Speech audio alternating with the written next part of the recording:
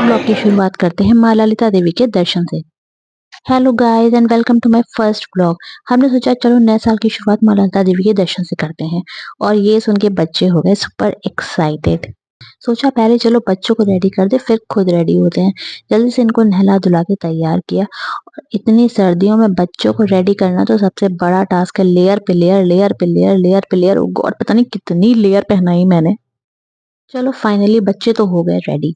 अब मैंने फटाफट किचन संभाला, जल्दी से नाश्ता बनाया इन सब के लिए और उसके बाद अपने ले जाने के लिए भी थोड़ा सा ड्राई नाश्ता मैंने रख लिया बैग में, क्योंकि बच्चों को रास्ते में खाना बहुत पसंद है।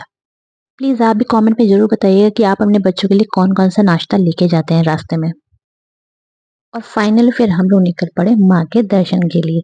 और गाड़ी में बैठते ही रास्ते में सबसे पहले लग गई इनको भूख, तो ये तो करने लगे अपनी पेट पूजा।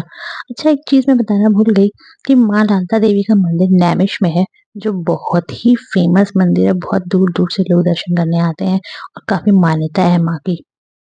अर्जुन तो बैठ गए विंडो सीट पे, बाहर का नजारा लेते रहे और दूसरी तरफ कात्यायनी मेरी गोद में बैठ के बाहर का नजारा ले रही है। बच्चों के इतने सवाल होते हैं ना, बाय गॉड। बच्चों के सवालों के जवाब देते देते, इन्हें सिखाते सिखाते और पीले पीले सरसों के खेत देखते देखते, गन्ने के खेत देखते देखते फाइनली हम लोग नैमिष पहुंच ही गए और पहुंच गए माता रानी के मंदिर। आज बहुत ज्यादा भीड़ नहीं थी क्योंकि आज पहला दिन नहीं था साल का।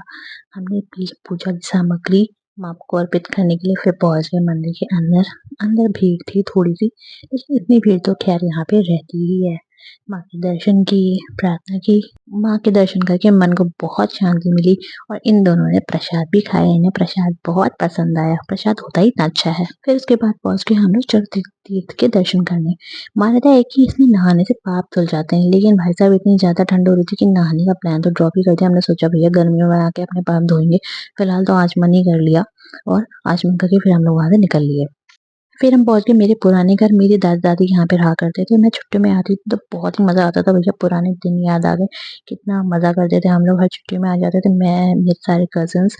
बहुत अच्छा होता था। ये सब पूरी ये जितनी भी जमीन है ना, ये सब हम ही लोगों की हुआ करती है, अभी भी है, बट अब वहाँ कोई रहता नहीं है। उसके बाद हम लोग पहुंच गए हनुमानगढ़ी। वहां पे हमने किया हनुमान जी के दर्शन और देखिए वहां पे हमें कौन मिला। अर्जुन को तो बहुत ही मजा आ रहा था इनके साथ खेलने में। फिर हम लोग पहुंचे गोमती नदी के तट पर। एक बहुत अजीब सी शांति थी यहाँ पे, मन को सुकून देने वाली। बहुत अच्छा लगा यहाँ पर आकर। मैंने यहाँ पे गोमती मैया को पुष्प भी अर्पित किए और फिर दिया भी जलाया, उसमें दिया भी प्रवाहित किया। अच्छा, आप लोग कहाँ कहाँ से ये वीडियो देख रहे हैं और आप कभी नैमिष आए हैं या नहीं, प्लीज कमेंट में बताइएगा जरूर। उसके बाद हमने करी थोड़ी पेट पूजा और फिर हम लोग निकल लिए वापस अपने घर के लिए। इन लोगों ने अपने लिए ये टॉयज लिए, गदा और डमरू, और उसे एंजॉय करते करते हम लोग आ गए वापस। Thanks for watching. अगर आपको मेरा पहला ब्लॉग अच्छा लगा हो तो प्लीज लाइक कमेंट और शेयर कर दीजिएगा और सब्सक्राइब तो बिल्कुल ही कर लीजिएगा। बाय।